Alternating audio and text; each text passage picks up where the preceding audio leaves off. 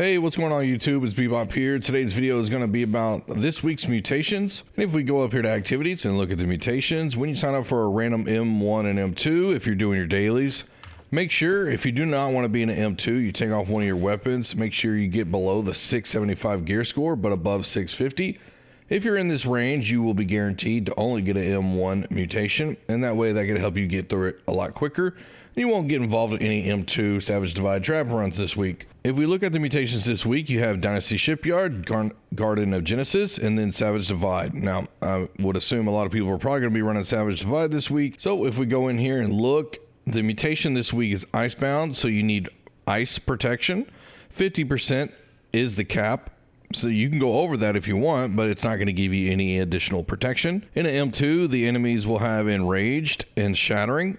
And then in M3, you're going to have Silence. So if you're going into a M1 and M2, you can feel free to put Ice Protection on, have Frozen Protection Amulet right here.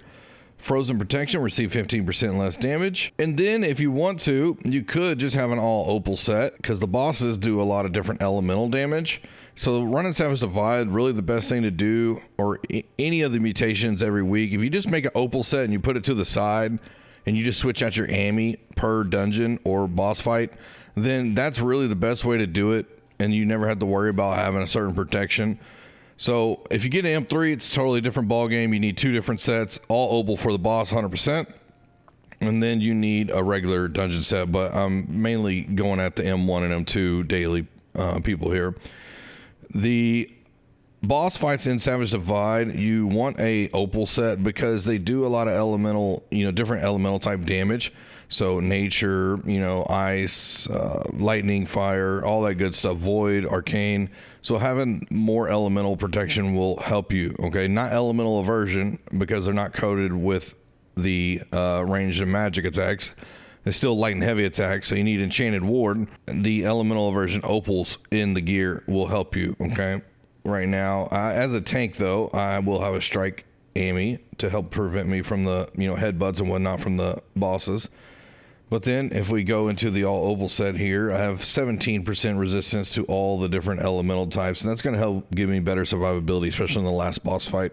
So make sure you do that for Savage Divide, because if you get in there and you don't have any protection, you're just going to probably just get melted, especially in M2. Make sure you have Desert Sunrise to help protect you from the dot damage while you're going through the ice, because the ice storm will hit on all the enemies, and you don't want to be caught out there and getting just dot damage and getting killed all the time. And make sure you have your con food or attribute food, whatever you need for whatever build you have.